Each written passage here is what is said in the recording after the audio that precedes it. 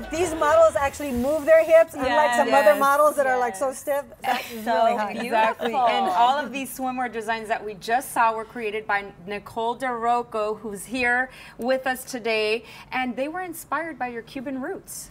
Yeah, I mean, I started Nicolita about 10 years ago, and when I started and getting the name for Nicolita, it was like, well, I really want to know where I came from, and I wanted to learn more about being Cuban and what that meant to me, because growing up, I kind of pushed away being Latina, and now it was my time to embrace it. Where were you raised? In Orange County, California. And then did you, growing up, did you ever envision that you were going to run and own and design your own swimwear? Never envisioned that. And it just goes to show, like, everyone's paths cross into different ways. And I really liked, I saw the documentary.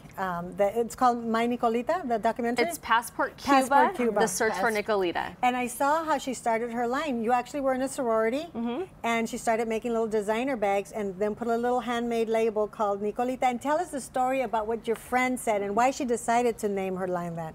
Well, yeah, I didn't even think I was a designer. I was just making these bags as more like a business entrepreneur, going to the business school at USC.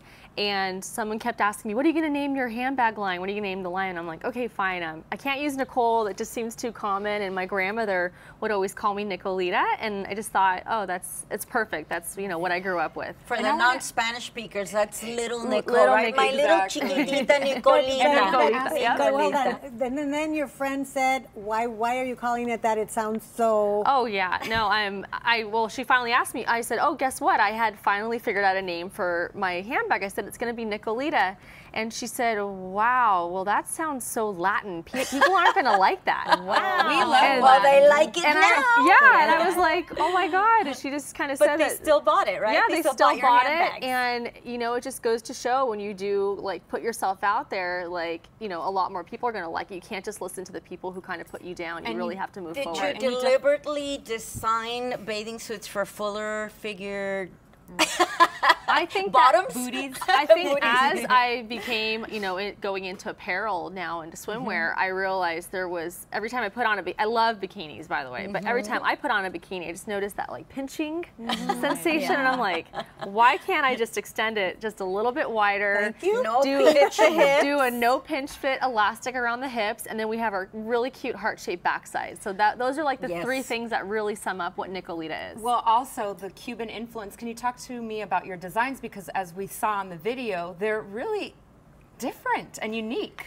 Kind of retro. Yeah. You captured like old glamour from Cuba, I think maybe 40s, or was that partially the music? That is, right? Yeah, no, definitely. Yes. When I was growing up, I grew up with my parents' stories of Cuba and what it was like for them growing up in the 40s and 50s and old photographs, and that just really stuck with me as, why don't I use that as my inspiration? And it was always these black and white images, and the documentary came about because of that yearning for me to want to connect with being Latina and learning about my Cuban roots. So that became my inspiration for the retro. I'm a Malibu girl, but I have that retro twist with like my Cuban brand. And documentary, oh sorry. This is that. In your documentary, you mentioned that, or actually in your documentary, you collaborated with NUVOtv. Yes. And how did that come about?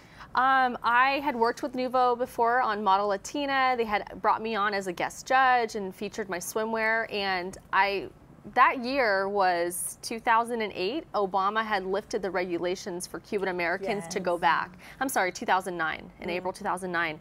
And it just was that spark of, it was that message that said, we need to do this now, Mom and Dad. Like, I'm going to go. And I started reaching out to people to film it. We are so glad that you did. We can check out your documentary on NUVOtv online, right? Yes. And it's Passport to Cuba. Passport Cuba, The Search for Nicolita. Nicole, we know that the fashion world is very competitive. Do you feel like the Latinos and the Americans have embraced you in the same way, or is it different?